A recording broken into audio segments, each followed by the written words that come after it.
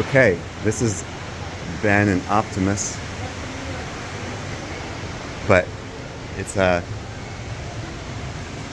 display one, so it's not going to move around. And it's like a museum here. Look at this. You can pause and read it. And go. Yes, this is our Optimus Gen 2.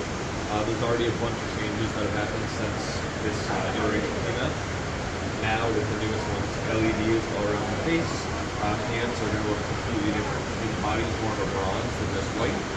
Hands now look basically just like a human hand with a glove on. And we're actually stopping production of S and X, our luxury models, starting April 1st to make room in our production line for Optimus. So we're going to be seeing hopefully 1 million before the end of the year, but actual, coming out to the public, we don't have a date on yet. But hopefully we'll get some sort of an idea. All right, so you'll be, some month or year, you'll be selling these here too. Oh, yeah, I mean, ideally. We'd love to have one walking around, greeting customers like our experience specialists, but when that is, not too sure on it yet. But hopefully in the next year or so, we have at least a concrete time. All right, cool, thank you. Of course. Feel free to explore. All right, so Ben, gently touch. You said it's okay.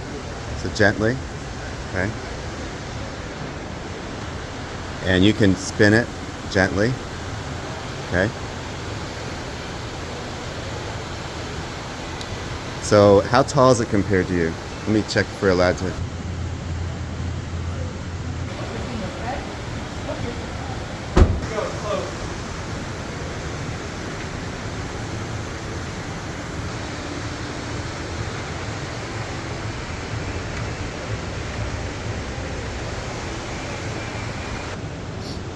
Okay, so here he is standing beside the wall connector, which was in one of my videos.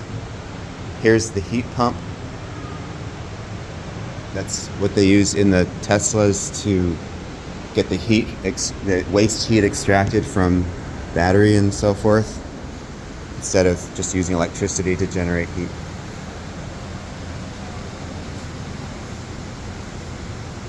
Okay, and then the plaid drive unit. So this will be, I don't know if they start to call it a collector's item, but they're discontinuing, as he said, the Teslas that have plaids, like the S and X plaids.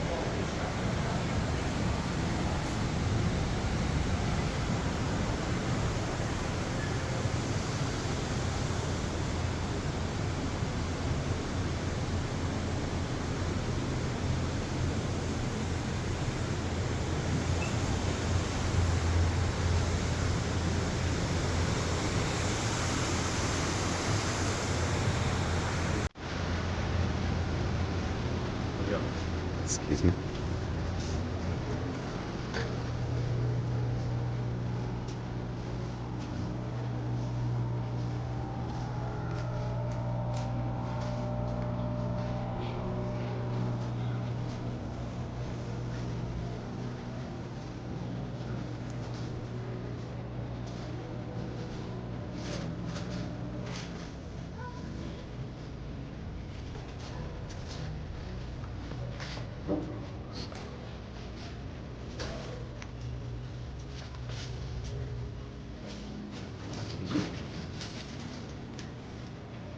It's like a cafe back here.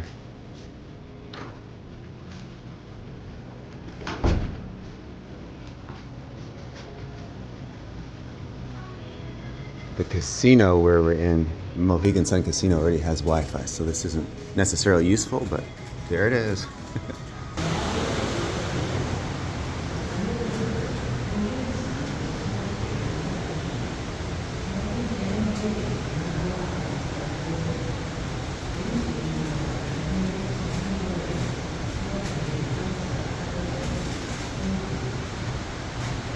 So what's your, what do you think's the best and worst things about Tesla?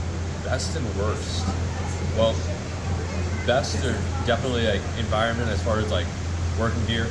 Never had a job that's like less stress in sales, and then Obviously, the cars kind of speak for themselves. I almost immediately hopped into a Tesla when I started working here.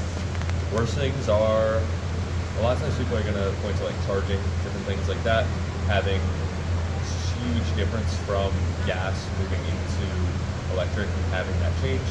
But once you get used to it, generally more efficient than gas, and just having that kind of break point where you get very used to charging and then you can't go back to gas. But I just say having like the different avenues of how to use the car and then charging are usually the hardest points for people to get over. By the worst part about Tesla. But There's a lot of misinformation and that you have to try to oh yeah, teach I mean, people as far as, like, how to overcome. batteries and like charging and even like cold weather is a big thing now. People think as soon as it's cold, you're just going to lose all your battery, and it's more like 10% of your range you end up losing. So there's just different misinformation having to correct people, but it's not necessarily a bad thing. It's just things people need to hold up. I'd say in my experience, the range loss in cold weather, and I think most people would agree, it depends on how cold it is. Yeah. So like if it's 35 and sunny, and I might lose, maybe 5 or 10%. Yeah. But if it's like 0 degrees Yeah. Fahrenheit, I might lose 25%. So that's my experience anyway. Yeah. So yeah, it really just depends. I'd say under freezing, you're usually about 10% of like maximum capacity. All right, I think you have someone waiting for you, so I'm going to let you go. Thank you. Right.